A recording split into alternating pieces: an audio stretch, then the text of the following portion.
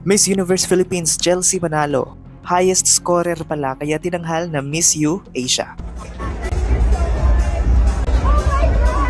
And I'm just saying. Dalawang judges na ang nagsalita para ibunyag ang totoong score ni Chelsea Manalo sa Miss Universe competition. Pagkatapos kasing bigong makapasok ni Chelsea sa top 12 ay marami ang komisyon kung bakit ganon ang naging resulta, gayong napakahusay naman ang naging swimsuit performance ng Pinay. Nauna nang mag-reach out ang isa sa mga judges na si Nova Stevens.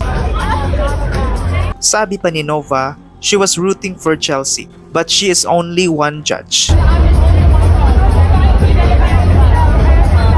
Ang Pinoy judge naman na si Michael Cinco ay lumantad na rin at sinabi niya mismo kay Chelsea na napakataas ng score na binigay niya.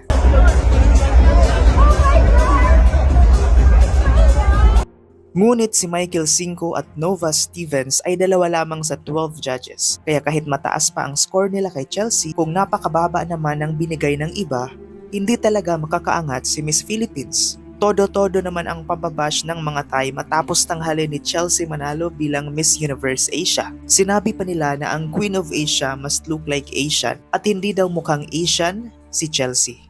Kinwestiyon din nila kung bakit si Miss Philippines pa ang Continental Queen, gayong nag-top 5 naman si Miss Thailand, Opal Suchata. Kaya ang co-owner ng Miss Universe na si Anjak Rajutatip ay nagpaliwanag na rin. Just so you know, the Philippines is the highest scoring Asian country from the qualifiers.